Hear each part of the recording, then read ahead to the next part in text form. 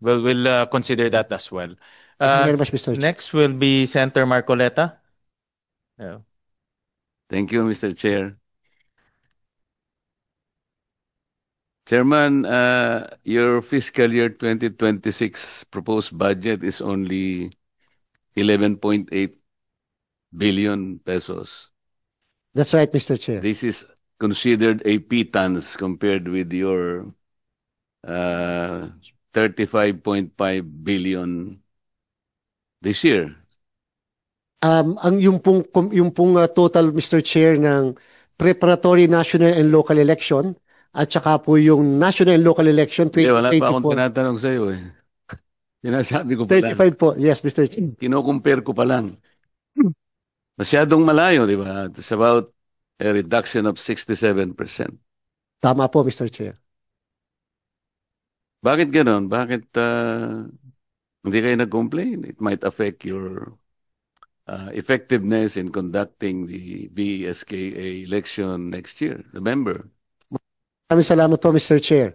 Tama po kayo, yung pong 35 billion, yun yung preparatory national and local election at saka yung national and local election na 23 billion plus more or less po 14 billion, yung po yung budget talaga ng 2025. Ngayon po, Mr. Chair, ang hiningi po talaga namin for 2026 ay 18 billion. Subalit, nabawasan po kami, Mr. Chair, Your Honors, ng 6.220 billion pesos. Ngayon po, yung po sana yung aming ipapakiusap na maibalik. Kaya lang po, Mr. Chair, biglang pumasok po yung paglagda ng ating Pangulo ng resetting ng barangay and SK election. So we were torn between whether to push for the return of the 6.220 or yung ihihingi po namin ay yung dagdag para sa BSKE. Alam po namin, Mr. Chair, Your Honors, hindi po pwede namin makuha parehas. And therefore, yung po kasing 6.220, kasama po sana yung sa preparasyon para sa 2028 elections. Pero since mauuna po, Mr. Chair, ay barangay and SK, we will just settle to push for the additional budget for the barangay and SK po by next year. Kinakabahan lang ako dahil masyadong malaki yung nawala sa inyo. Di ba merong kasabihan yung mga American Indians? If you want to hit the target, you have to set your aim a little bit higher than the target. Eh sana ginawa man lang 20 para kapag kahit na ibaba yun, di naging 18 pa rin, di walang nabawa sa'yo. Yes po, Mr. Chair. Next time, ganun ang kailangan maging para kang businessman, hindi ba? Mr. Chair, ano po, alam po din namin sa COMELEC talaga na napakaliit ng fiscal space. So we would like to help then the national government and would like to emphasize really in this committee po, habang lumalaon po nagmamahal ang demokrasya ng Pilipinas. Talaga po habang tumataas ang bilang ng mga botante, talagang tumataas po yung gastos natin, Mr. Chair. Oo nga. And then in Mr. Chair, dito sa regional distribution ninyo, napansin ko lang yung SOC Sargen, 241.8 million in 2024. Then it dropped to only 89.7 million in 2025. The smallest share nationwide. Pero 2026, bigla na naman siyang lumundag sa 264 million. So from being the lowest, bakit pa ganun-ganun? What is the criteria in justifying this very, very erratic calculations? Maraming salamat po, Mr. Chair. Usually po based sa number of registered voters. Number 2 po based po doon sa staff contingent. Yan po naka-reflect po na amount na yan ay more on the operation side ng commission. Like for example, Mr. Chair, ilan po yung aming election officer, ilan po yung aming election assistant, ilan po yung mga yung pong gastos like for example bayad sa kuryente, supplies, etc. So yan po yun, Mr. Chair. And usually po, hindi pa napifill upan yung ibang positions na nagre-retire kasi po nag-freeze po muna kami ng aming pong hiring dahil sa election, but we will resume. So yun po yung kalimitan nagbabago dahil po doon sa pagbabago rin sa operation side, Mr. Chair. If I may, samantalahin ko po, Mr. Chair, yung pagkakataon na to na supposedly po ang aming pong dapat na proportion, one election assistant per 25,000 voters. Kaya lang po, Mr. Chair, sa kasalukuyan, nangihingi po kami ng dagdag sana na 800 election assistants nationwide sapagkat meron na po kami katulad sa Rizal. Almost 300,000 ang botante sa Antipolo at sa Taytay. Mr. Chair, dalawa lang din ang election assistants namin. So, yun po, mas malaki ng konti ang magiging budget kasi dahil sa population, pero hindi po kami makapag-hire kasi wala pong creation ng opisina. So, yun po yung kadahilanan, Mr. Chair, ng mga pagbabago ng amount. Thank you for that answer. Last question, Mr. Chair. In the last election, Mr. Chair, I was consistently number 22 in the surveys. Kahit anong survey. SWS, Pulse Asia, kung ano-ano pa. Minsan 32 pa nga eh. Katapos nung malapit-lapit na may naawa yata sa akin, bigla akong miraculously napunta sa 12. But that was short-lived. After 3 days, napunta na naman ako sa 22. Ba't nawala si Senator Sherwin? Senator Sherwin, siya yung consistent na. Hindi, sorry, Senator Erwin pala. Siya yung consistent eh. Alam naman ninyo yun, di ba? Paano nangyari yun? Ang pagitan lang naman pala namin, number 6 ka, number 4 si Senator Erwin. Sa mga tweet, I will have the basis now to tell na hindi reliable ang surveys. Nakakapagbigay nga ng mindset which is not good for the electorate. Masyadong malayo eh. Sana man lang kung nasa number 11 ako.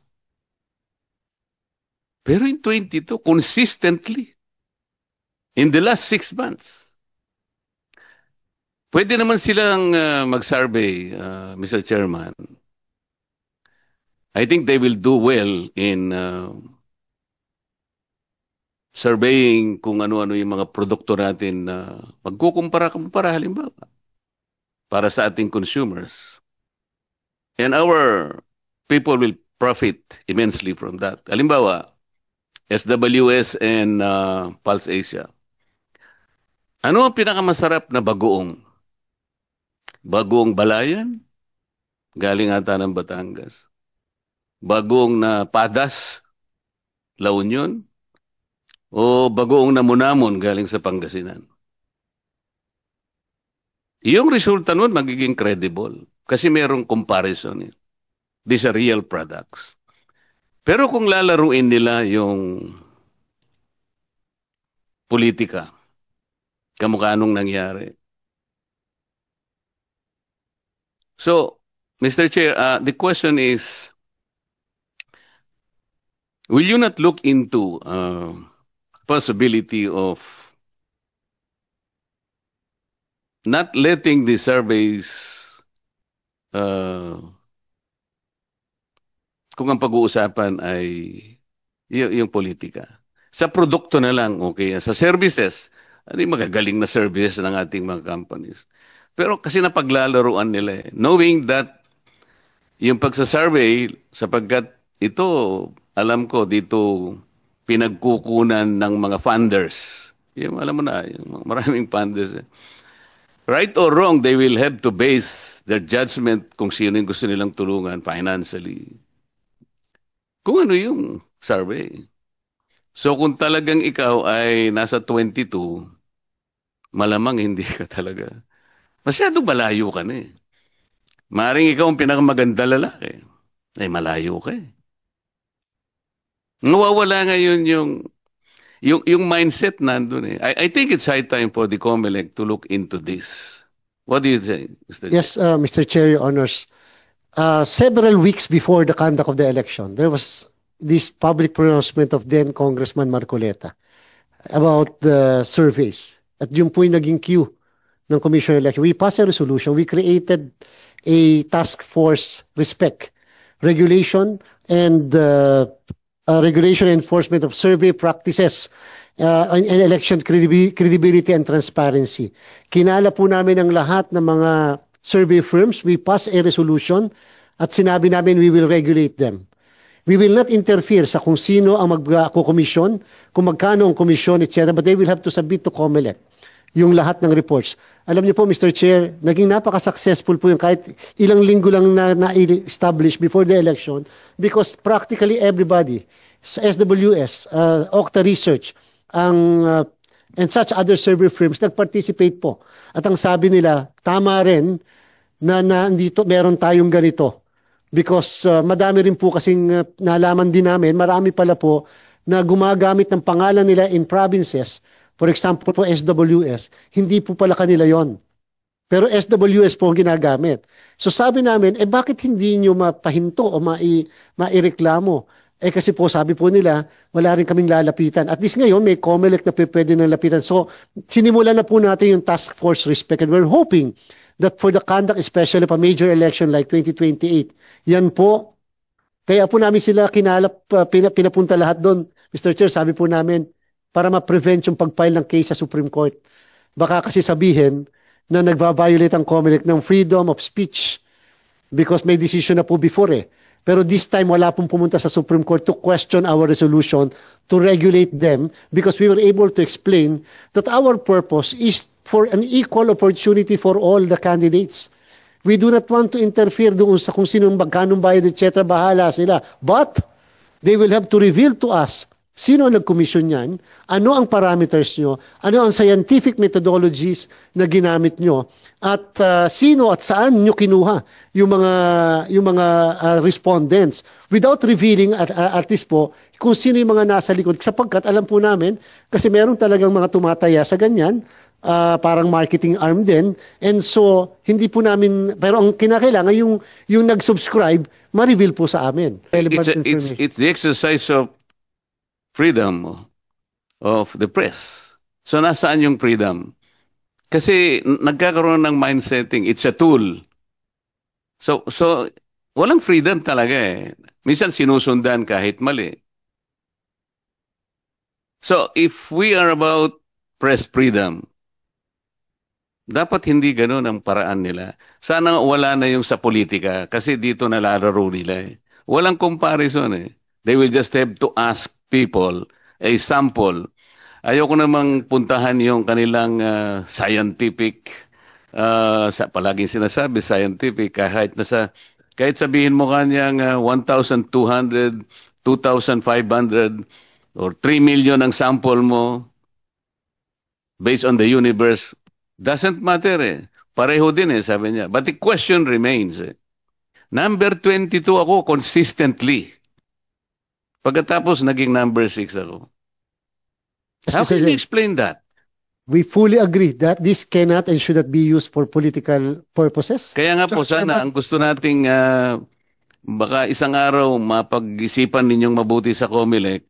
Let us allow surveys pero sa mga produkto na lang yan. Pagdating sa politika, wag mo nang pakialaman yan because you are toying around and you are playing with our people. Mahirap yun. I will probably say myself as Exhibit A. Talagang napakasakit noon eh. Alam mo niyo mga kaibigan, mag-uusap-usap kami. Magkakaibigan na kami, Mr. Chair, Mr. Chairman. Pagkatapos naming mag-meeting, pero alam namin kanya, very good material ka for senator, pero alam mo, wala tayong pag-asa, number 22 ko. Mga kaibigan ko na ito eh. Wala naman ako magawa because ang mindset talagang ilang Marcoleta ang maapektuhan nun. So, gusto ko sana, Mr. Chair, aralin din natin kung paano natin may sasakatuparan yung pagkuha ng Hindi ko alam kung bakit kailangan kunin natin ang perception ng tao before election. Siguro 3 months before the election, wag na, bawal na. Kasi nga magkakaroon na ng mindsetting. Gagawa na sila ng paraan. Nandun kasi yung kita na eh. This is a multi-billion industry. Alam natin kung sino yung funders. Hindi nila gagawin yon nang wala silang kikita. Alam din nila, kapag nalagay ka sa first six, halimbawa, sa survey, pipilahan ka na ng mga funders. Itong mga survey firms na to, alam nila ito. So para maiwasan po natin yun, at magkaroon naman ng equal opportunity po yung most deserving candidates, bawalan na natin sila. Siguro, I don't know, we can start with 3 months before the actual election, wag na. Tapos na kayo, pinagbigyan na namin. Ang crucial po kasi dyan, habang dumarating yung election, nandun po yung ano eh. Tama si Senator Subiri. Huwag nila sasabi, ginagamit lang. Hindi po, nasa radyo sila, sila po yung nagsasabi. At nasa mga magazine, nasa newspapers. Kapag hindi ka SWS at hindi ka Pulse Asia at gumawa ka ng sarili mo, hindi ka pa, but Pulse Asia and SWS parang institusyon eh. Para bang kung ano yung pinrint nila, that is already the gospel truth. Mr. Chair, this is an undertaking na sana ay makita din ninyo. Definitely, Mr. Chair, we will definitely consider that po.